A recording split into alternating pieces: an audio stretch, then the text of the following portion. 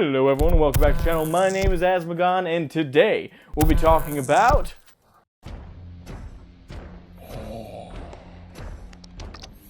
Krieg for the Emperor! Discount Krieg officer over here. Can't fucking see worth a damn. How do Krieg officers wear this shit like all the fucking time? I have to ask this question. Yep, that's right, we're talking about Krieg today, ladies and gentlemen. Hope you like that costume, because I ain't putting that back on. Yes, I don't have an actual gas mask, God forbid. There actually was a military surplus store upstate where I live, but I ain't driving 2.5 hours to get a single gas mask for a bit, so you have to deal with the ventilator I use for when I spray paint. So, Krieg, the Death Corps of Krieg, the Astra Militarum. Yes. There's a lot to say about these guys. The Death Corps of Krieg, for those of you who do not know, in the lore, they are a unique regiment of the Astra Militarum, or the Imperial Guard, for those of you who prefer that title. And their main, niche is the gas mask stuff, visually, aesthetically. Like, gas mask, long trench coats, World War II, World War III aesthetic. They're all hyper-religious people, and that's saying, listen, this is for the Imperium. Hyper-religious. They are super dedicated to the Imperium of Man on a zealoted level. Like, martyrdom is a huge part of their society. They believe very much in living to die for the Imperium. Not like they want to go suicidal or anything. They don't want to die purposeless deaths. They definitely feel that they want to die serving the Imperium loyally and having achieved something. But they still want to die. Just not pointlessly, if that makes sense. That's the Death Corps of Krieg, and they're fucking badass. So the real quick backstory for Death Corps of Krieg, I'll do a lore video on it probably in the future. Maybe that'll be a long form or a short form or both. But the Death Corps of Krieg, the real summarization of their backstory is they were on a planet that really wasn't all that militarized. It was like a resource world, very much like a standard hive world, but had like standard hives on it. It did a lot of production, things like that. It was a very prosperous world for Imperium world, but it ended up getting kind of sort of abandoned by the Imperium. Not intentionally. It's not like the Imperium just left them out because they wanted to. It was just like a lot of worlds in this universe, in this galaxy. It's such a big universe that things kind of get lost, and the Imperium ended up just losing connection with Krieg. There was no direct contact, there wasn't a lot of collection of tithing, and the ruling class of Krieg decided, well, the Imperium has forgotten about us, why are we preparing tithes? Why all this stuff, all this surplus of great supplies that we could be giving to the Imperium, but why? Why give to the Imperium who has abandoned us, the great world of Krieg? No, we must not do this. We must keep the tithe in ourselves. For the Imperium, if they notice the tithe stops coming, will they really come for us? They've forgotten we exist. And in a way they were right, but in like a sad way. So what happened was, pretty much, the majority of the population of the planet of Krieg basically rebelled against the Imperium, ceasing the tithe and just taking over. The ruling class just took over the planet more or less, except for one city, where one general, I can't remember his name off the top of my head, don't ask me to, but essentially he took over this one city in a militaristic coup because he wanted to maintain loyalty to the Imperium. Things didn't really work out though. It tends not to work out in your favor when you're kind of outnumbered 10-1 on your whole planet. You only have one city out of like dozens, if not way more than dozens. And in terms of military strength, you're minimal compared to your enemy. The most you can do is hold out, but even then, they'll eventually overcome you and you will be defeated. So it was just a coup in the one city, but it wasn't going to be successful in the long run. So this general contacted the Imperium in a desperate attempt to have the planet seized for the Imperium again. Sorry if I'm stuttering a little bit here. I'm trying to recount it successfully, but there's so much information. Long story short, the Imperium said, hey, we're not going to bother sending the resources, but hey, here's a couple military codes to some nuclear launch codes.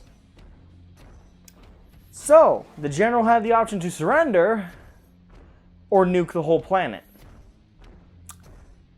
Well, this is 40K, so we know he didn't surrender. So yeah, the whole planet of Krieg turned into a giant nuclear wasteland, and everybody kind of just went subterranean. Kind of like Metro 2033, that kind of thing. Yeah, that's basically what happened. Like a bunch of people, like those who survived the nuclear holocaust of Krieg, dove underground, and the war wasn't so one-sided anymore. Now it was pretty even, actually. And for I think 400 or 500 years, yeah, that long, the Death Korps of Krieg, or at the time just the Krieg people, were in this constant civil war, fighting day in and day out. And they formed really militaristic cultures. And they even took turns like overhead on the top of the world, even if it was irradiated. Gas masks became like a second skin. Lots of cool shit happened. Well, cool, but cool in a very dark and depressing way. You know, grimdark. So, Krieg eventually was conquered by the side that was loyal to the Imperium. And after 500 years, the Imperium just assumed Krieg was just a ball of nuclear waste. Nothing more, nothing less. But then all of a sudden, they got a little communique saying, "Hey, we're on the death world of Krieg. We are alive. Can we rejoin the Imperium?" And the Imperium was like, "You're a giant nuclear ball of waste. Like, what do you have to offer?" "Well, military." Military. Well, I guess we could use more. We could use more meat for the grinder, right? We'll ask for one regiment. One regiment. How's that sound? "Well, we have about 24 prepared." How many did you say? "We have 24 regiments." Send the ships. So Krieg loyally, is that a word? Loyally rejoined the Imperium of Man.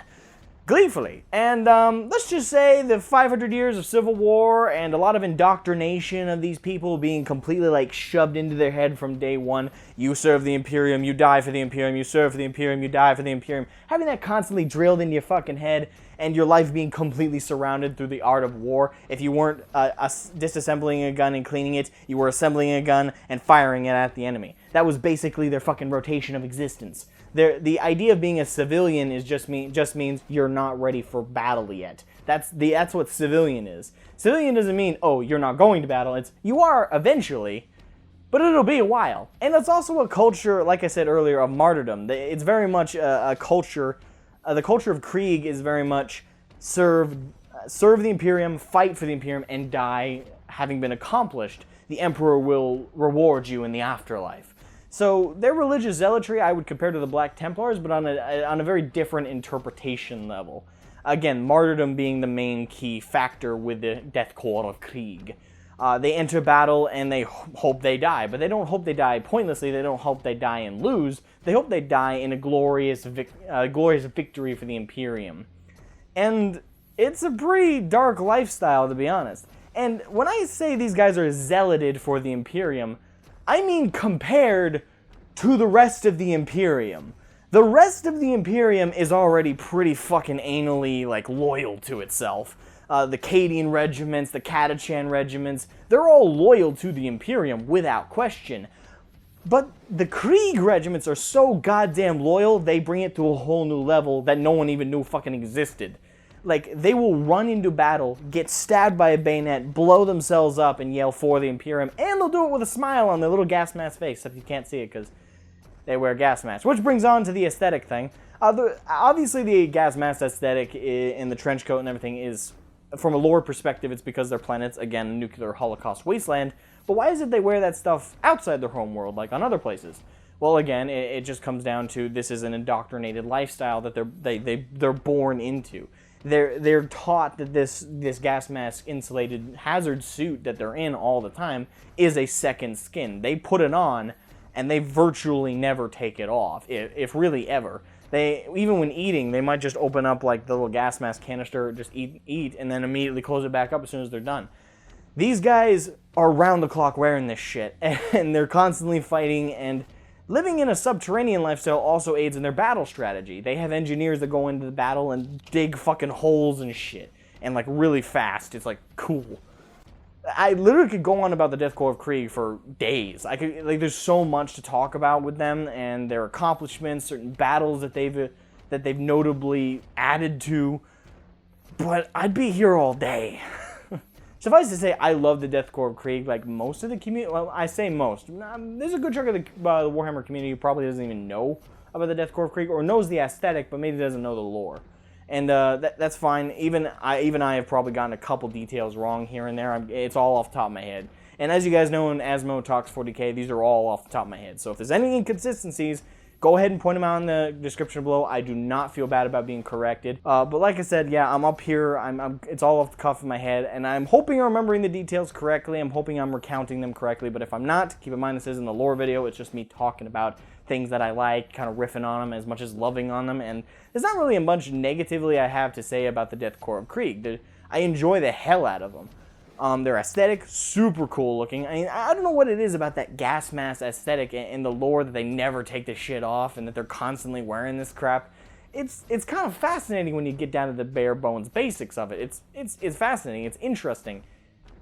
And again, when I think grimdark, the Death Korps of Krieg's stories kind of comes to mind. I don't know how to stress how zealoted these guys are enough. The Sisters of Battle and the Black Templars look at these guys and go, okay, they're a little obsessive. Like, these guys literally feel bad, probably, I can't think of any specific stories where it's directly cited, but these guys would probably feel bad about being triaged back to life after getting hit in the heart or near the heart in battle by like a las gun round or a bolter fire, and they got like an arm flung off, and they're like, oh, it looks like we're gonna have to send you home. And he's like, no, in this gas mask. No, send me back to the front. Send me back. I must stay for the Imperium. And the medic's just like, okay. Well, if it's Krieg medic, he'd probably just be like, okay, well, here you go.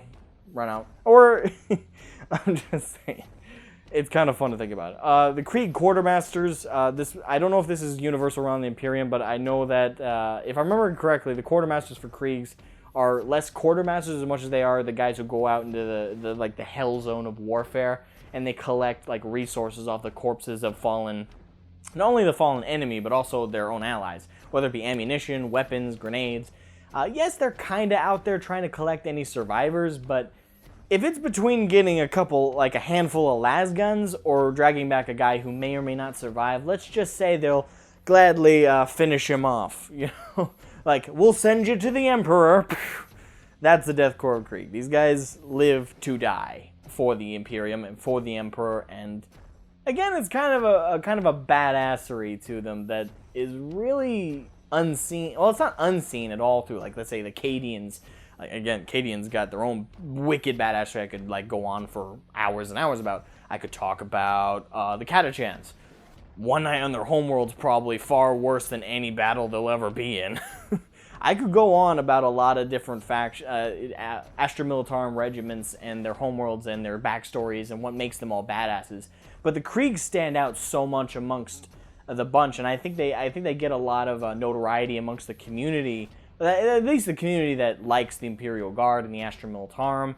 I think they get a lot of notoriety because their aesthetic is so, like, it stands out so much more that, oddly enough, than the Catachans, than the Cadians, then the Valhallan Winter Soldiers, the Vostroyans. Like, something about them is just so unique. And I say something, but it's pretty obvious. Like, none of the other factions are always wearing gas masks. They're not all known for just this wicked sense of martyrdom and self-sacrifice to this hyper extensive degree. They're not all known for that. So I guess because of that, the Death Korps of Krieg is always remembered, maybe not necessarily the most fondly, but certainly the most notably. They're always remembered the most notably amongst the Astra Militarum and the Imperial Guard. And I gotta say, if I had to put them up against Cadians, I don't know who would win in my own personal personality contest of which I like more. I love the Cadians. I love their backstory. I love the loss of Cadia and the martyr that their world was. But they're as a society, they're less interesting, I think, overall. They're still fascinating and cool, and there's traditions and stuff about Cadians that is universally just fascinating. But when you compare it to like just the raw, like, catching sight of a Krieg officer, of a Krieg guardsman, there's something so much more significantly catching about them that I find a lot more interesting. So I think generally that's why most most of the community would probably know the Krieg regiment more in depthly than they probably would, let's say, the Cadians. Or if they don't know about the Krieg, the first time if you're interested in Imperial Guard at all, and you're shown like a lineup of like Cadian, Krieg, Vestroyan, Valhallan Winter Soldier, Catachan, if you're like all of those are lined up in front of you, the two that will probably catch your eye the most are probably the Ogrins, because they just stand out in general, and the Krieg guardsmen. Again, that gas mask trench coat standard that's just, you'd be like, what's their story? I'm just saying, that's my personal take, but that may not be everybody's. There's not much to say more than what I've already said about them. I've gone over their lore a little bit, their backstory, unique characters. There's plenty of them. None that are popping into my head, because there are plenty of them, but again, there's just so many I could list off that I'm not going to, because I'm not even confident I'll recount any of it correctly. But their backstory, again, they're the tragedy of Krieg and the society that birthed out of there. Krieg is just a world that just produces, and I mean like vastly produces, chunks of regiments and sending out entire waves of guardsmen all the time. They're constantly contributing to the war machine that is the Imperium of Man. And that's, again, what makes them most notable. What I will say from a tabletop perspective, that this might be the last thing I'll talk about, is I'm kind of disappointed that GW doesn't really produce deathcore units. Not that I've seen lately, anyway. I've looked it up. Some people make custom, STL files. People that like, hey, print your own via resin printers or layer printers if you're desperate enough. Print off your own. But GW themselves don't seem to produce them. They produce Catachans on occasion, but mostly Cadian. And then that's it. We don't see Vestroyans. We don't see Valhallan Winter Soldiers. We don't see different varieties of guardsmen being produced by GW nowadays. And I really wish for them to go back and look at their lineup and say, hey, let's make some more Krieg guardsmen units. Let's make miniatures for them. And it's not like the stats are going to be too different from Cadian regiments. And hell, make them the same. It's the aesthetic a lot of us are after. And I would kill to have an entire Krieg army built. And I love my Cadians. I spend so much time collecting and painting these guys. I love my Cadians. But you can't compare. I need my Krieg. Come on, GW, produce their Krieg. But all in all, I think I've summarized my thoughts. It may be a confusing, jumbled mess. These videos, Asmo Talks 40K usually are. I try and keep them some structure, but it's off the cuff. It's just my general thoughts of something mentioned to me. And I want to thank my Discord community. I want to thank you guys over there so much for suggesting this. I kind of just threw out the question like, hey, what's a sub faction you guys would recommend? Because there's so many to choose from. So many of these videos are probably going to ended up produced. I might make a whole playlist, but on the second episode of it, I gotta say they're fun to do. It's fun to just sit in front of a camera and just riff off of stuff I like. Like, I like to just talk about this stuff and not have to worry about, how lore accurate is it? Do I need to open up the book and just, slowly look for every little minute detail to make sure I fact-checked everything? Like, no, I enjoy the fact that I can just riff off of what's off the top of my head. And if I'm wrong, I don't feel bad about it, because I didn't claim that I, had all of this down. I elbowed my fucking elbow again. Ah! I gotta really, move forward. But yeah, I enjoy that aspect of these videos. So I'll keep producing these. I might record another one. I'm going to take a little bit of a break because I did just riff off a lot of stuff just now, all in once. But we'll see.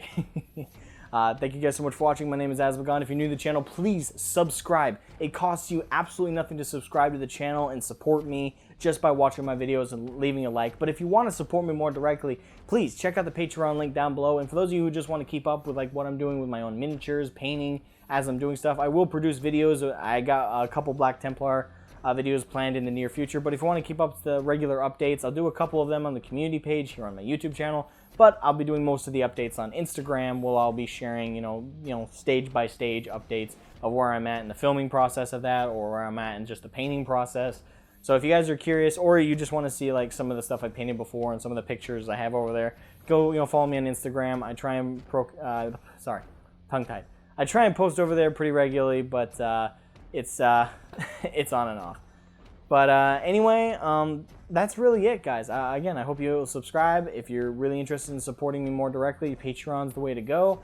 And yeah, check out my other videos if this is your first one of mine that you're seeing. And I'll see you guys next time. Anyway, peace! And for the Imperium, my brothers.